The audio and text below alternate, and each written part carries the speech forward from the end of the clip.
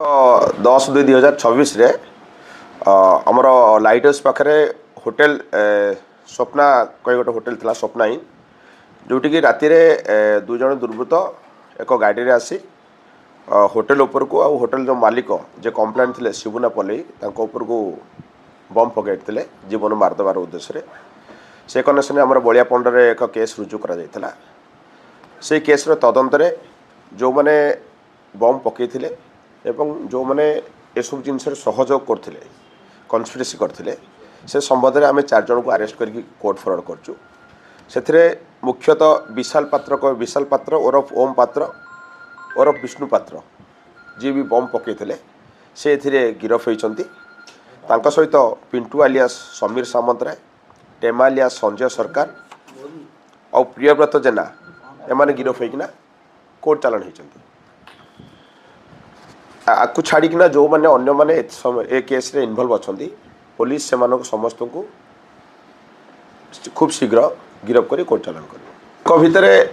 जहाँ तदंतर जना पड़ी भितर शत्रुता रही जो शत्रुता को आखि आगे रखी से मैंने जीवन मारदेवा उद्देश्य होटेल बिजनेस शत्रुता रही व्यवसाय जनित शत्रुता रही से बोमा जो आनी से आम खबर पाचु जे डेलांग एरिया आनी आम से संबंध से संबंध जी बोमा जगई गिरफ कर कोर्ट चालान कर निश्चित जो आमर विष्णु पात्र ना आगुरी 3टी केस रजिस्ट्रेशन अच्छी से भाई अन्य अभियुक्त मान केस टोटाल ए 4 जन फरवर्ड होती छाड़ी अन्य मैंने अच्छा जो मैंने खूब शीघ्र गिरफ है मुख्य अभियुक्त जो अच्छा बोमा पकईले जो आसोसिएट सब रही से आसोसिएट्स मानकर कंप्लेंट सहित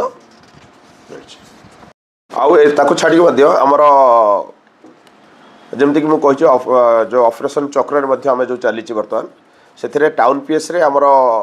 गतकाली सेमती गोटे प्रिपेरेसन फॉर डकैतीर केस रजिस्ट्रेशन करा डकैत करके योजना करने को उद्यम करते से 2 जन को गिरफ कर कोर्ट चालान कर अन्य अभियुक्त जो फेरार अच्छे से खूब शीघ्र गिरफ कर कोर्ट चालान हे से भाई कुम्भारपड़ा डकैती योजना करने को जो मैंने उद्यम करते नाँ गोटे केस रजिस्ट्रेशन से 6 जन अभियुक्त गिरफ कराई आज कोर्ट चालान कर